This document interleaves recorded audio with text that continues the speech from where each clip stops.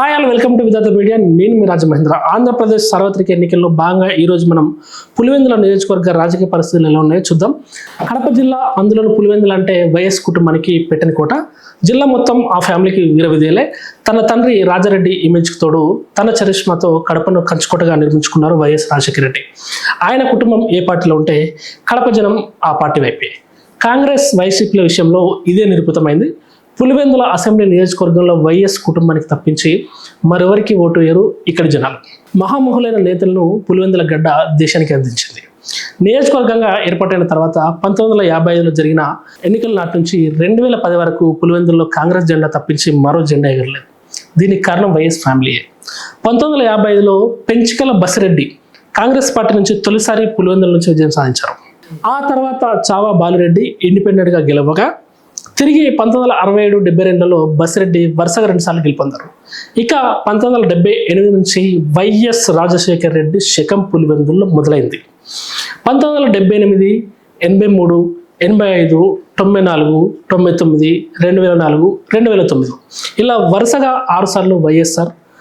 1989, 94లో YS Vivekananda Reddy, 1991లో YS Purushothama Reddy ఇక్కడ నుంచి విజయం సాధించారు. వైఎస్ అస్తమయం తర్వాత వైఎస్ జగన్ కాంగ్రెస్ పార్టీకి రాజీనామా చేసి వైసీపీని స్థాపించారు.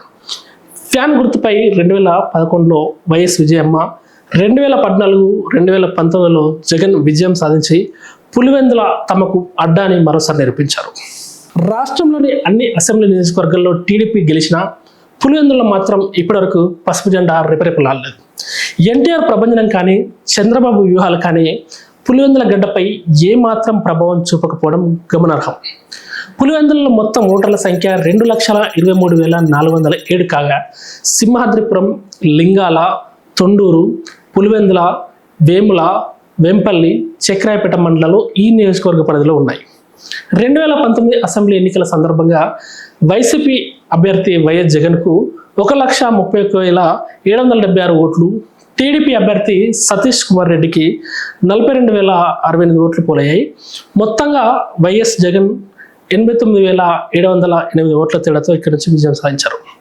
ఇకపోతే దాదాపు 40 ఏళ్లుగా టీడీపీకి కొరకరాని కోయగా మారిన పులివెందుల్లో ఈసారి పసుపు జెండాలను రెపరెపలాడించాలని చంద్రబాబు భావిస్తున్నారు. జగన్ విషయంలో ప్రస్తుతం ప్రతికూల పరిస్థితులు ఉండడాన్ని తమకు అనుకూలంగా మార్చుకోవాలని పావులు కదుపుతున్నారు చంద్రబాబు. వైసీపీ కార్యకర్తలకే ప్రభుత్వ పథకాలు అందాయన్న ఆరోపణలతో పాటు వైఎస్ వివేక హత్య కేసు తర్వాత పరిణామాలు, వైఎస్ అవినాష్ రెడ్డి వైఖరిపై పులివెందుల ప్రజలు గురుగా ఉన్నారని చంద్రబాబు భావిస్తున్నారు. టీడీపీ నుంచి ఈసారి బీటెక్ రవిని జగన్పై బరిలోకి దించారు. నియోజకవర్గంలో క్షేత్రస్థాయిలో కార్యకలాపాలు, ఇటీవలి అరెస్ట్పై ప్రజల్లో సానుభూతి తనను గెలిపిస్తాయని చంద్రబాబు నాయుడు భావిస్తున్నారు. కానీ ఇక్కడి ఓటర్లు మరోసారి వైఎస్ జగన్కి పట్టం కట్టే అవకాశాలు కనిపిస్తున్నాయి. చూడాలి మరి పులివెందుల ఓటర్ల నాడి ఏ విధంగా ఉంటుందో మరికొద్ది రోజుల్లో తెలుపునుంది.